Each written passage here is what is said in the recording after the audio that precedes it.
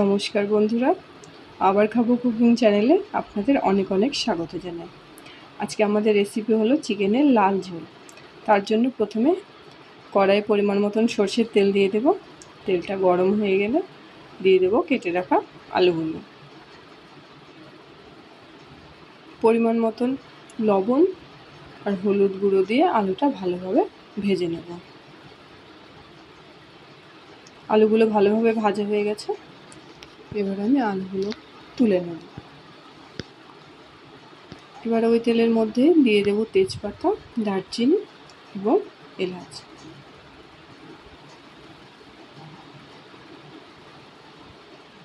একটু নাড়িয়ে দেব। এবার আমি কুচনো পেঁয়াজগুলো তেলের মধ্যে দিয়ে দেব।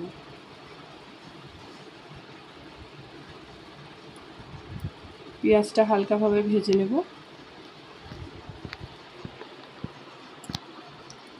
পেঁয়াজটা হালকাভাবে ভাজা হয়ে এসেছে, এবার আমি দিয়ে দেব ধুয়ে রাখা চিকেনগুলো দিয়ে আমি হালকাভাবে ভেজে নেব।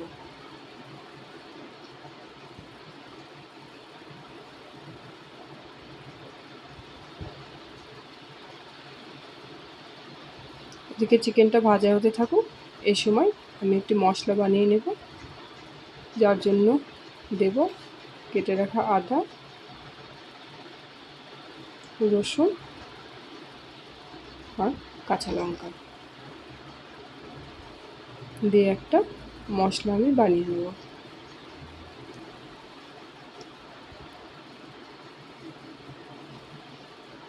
চিকেনটা এদিকে ভাজা হতে থাকুক।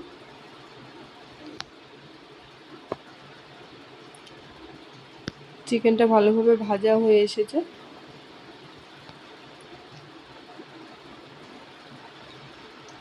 এবার আমি কয়েকটা গোটা রসুন চিকেনের মধ্যে দিয়ে দেব। এটা পুরোপুরি অপশনাল, আপনারা যারা গোটা রসুন খেতে পছন্দ করেন তারা দেবেন, যারা পছন্দ করেন না তারা দেবেন না। আমরা পছন্দ করি তাই দিলাম। এবার আমি যে মশলাটা তৈরি করলাম সেই মশলাটা চিকেনের মধ্যে দিয়ে দেব। কিছুটা জল দিয়ে মশলাটা ভালোভাবে ধুয়ে চিকেনের মধ্যে দিয়ে দেব। এবার দেব পরিমাণ মতন লবণ, হলুদ গুঁড়ো আর দেব কাশ্মীর লঙ্কার গুঁড়ো।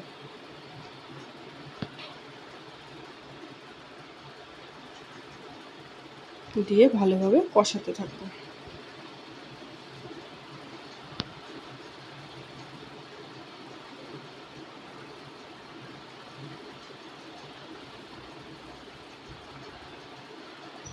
চিকেনটা ভালোভাবে ঢাকা চাপা দিয়ে কষাতে থাকবো।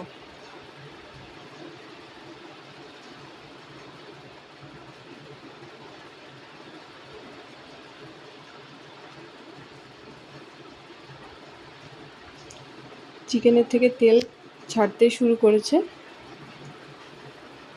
এই সময় আমি কুচনো টমেটোগুলো চিকেনের মধ্যে দিয়ে দেব। দিয়ে আবারও ভালোভাবে কষাতে থাকবো।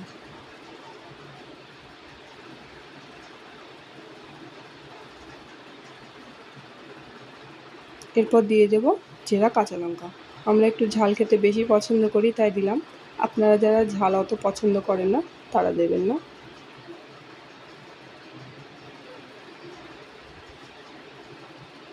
এবার আমি দিয়ে দেব আগে থেকে ভেজে তুলে রাখা আলুগুলো।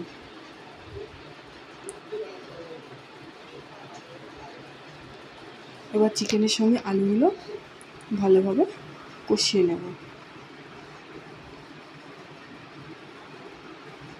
চিকেনের সঙ্গে আলুটা ভালোভাবে কষানো হয়ে গেছে, এবার আমি দিয়ে দেব আগে থেকে করে রাখা গরম জল।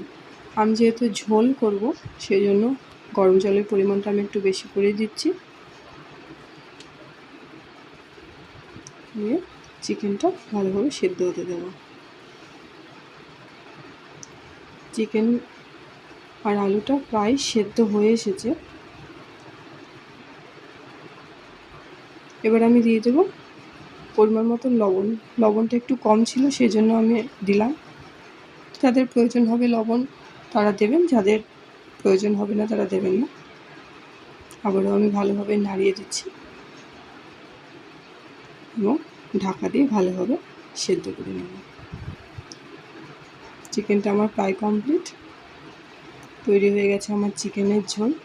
তো বন্ধুরা, যদি আমার এই রেসিপিটি আপনাদের ভালো লেগে থাকে তাহলে আমাদের চ্যানেলটি সাবস্ক্রাইব করবেন, লাইক করবেন, কমেন্ট করবেন এবং শেয়ার করবেন। পাশে থাকবেন, সঙ্গে থাকবেন।